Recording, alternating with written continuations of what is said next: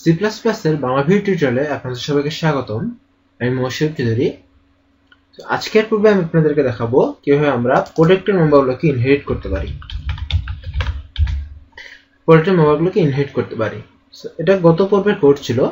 এখানে আমি দেখিয়েছিলাম যে পাবলিক মেম্বারগুলোকে কিভাবে আমরা ইনহেরিট করতে পারি, এবং সেখানে বলেছিলাম যে পাবলিক মেম্বারগুলো কখনো ইনহেরিট হয় না হিসাব মতে, এবং সেগুলোকে আমরা বিশেষভাবে অ্যাক্সেস করতে পারি। মানে ভেরিয়েবলটা ফিনিশ হয়ে যায় না, থাকে যায়, সেটা ইনভিজিবল হিসেবে থাকে, যে সেটা আমরা ডাইরেক্টলি অ্যাক্সেস করতে পারি না বা সেটা নিয়ে আমরা কোনো কাজ করতে পারি না, কিন্তু সেটা থাকে।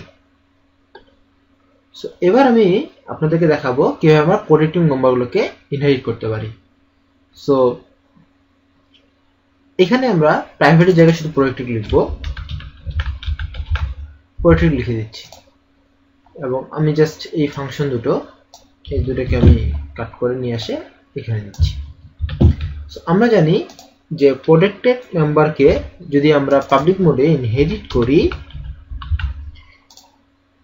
স্টুডেন্ট ক্লাসটাকে যদি আমি পাবলিক মোডে ইনহেরিট করি, তো স্টুডেন্ট ক্লাসে প্রোটেক্টেড গুলো এখানেও আসে প্রোটেক্টেড হয়ে যাবে। সো যেহেতু প্রোটেক্টেড হয়ে যাচ্ছে, সেগুলোতে আমি ডাইরেক্টলি কিন্তু এগুলোকে ইউজ করতে পারবো না।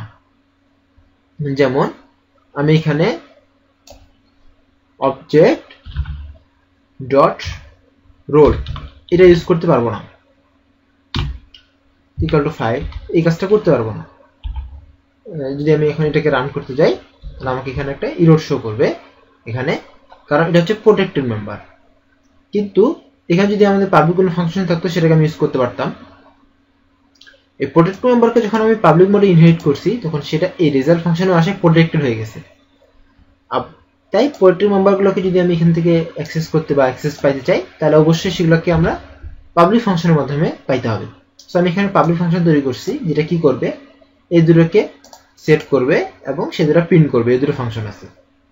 তো প্রথমে আমি যদি অবজেক্ট ডট সেট করি, তাহলে সে রোল আর মার্কটা ইনপুট নেবে এবং প্রিন্ট করলে সেটা প্রিন্ট করে দেখাবে। এটাকে যদি আমি এখন রান করি, কোনো এরর পাবো না আমরা। এখন আমি যদি এখানে 5 আর 6 দেই, তাহলে 5 আর 6 এখানে প্রিন্ট করে দেখাচ্ছে। এটা গেল আমরা প্রাইভেট মেম্বারকে যদি আমরা পাবলিক মোডে ইনহেরিট করি, তাহলে সেটার ফলাফল। এবার প্রাইভেট মেম্বারকে যদি আমি প্রাইভেট মোডে ইনহেরিট করি, তাহলে এই প্রোটেক্টেড মেম্বারগুলো এখানে এসে প্রাইভেট হয়ে যাবে এবং সেগুলোকে আমরা এইভাবে অ্যাক্সেস করতে পারবো। তো তার মানে যেটা দাঁড়াচ্ছে যে আমি প্রোটেক্টেড মেম্বারকে প্রোটেক্টেড যে মেম্বারগুলো আছে, সেগুলোকে আমি প্রাইভেট, পাবলিক বা প্রোটেক্টেড যে হিসেবেই করি না কেন, সেগুলো আমি সরাসরি মেইন ফাংশন ইউজ করতে পারবো না, মানে পাবলিক হবে না। সেগুলো হয় প্রাইভেট থাকবে, নাহলে প্রোটেক্টেড থাকবে।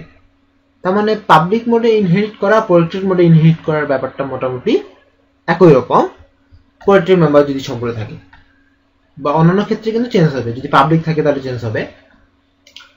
তার মানে আমরা যেটা হলো যে প্রোটেক্টেড মেম্বারকে যদি আমরা পাবলিক এবং প্রোটেক্টেড এই দুটো ভাবে করি, তাহলে সেক্ষেত্রে কি হবে, আমাদের এই মেম্বারগুলো প্রোটেক্টেড হয়ে যাবে, আর প্রাইভেটের ক্ষেত্রে শুধুমাত্র প্রাইভেট হবে।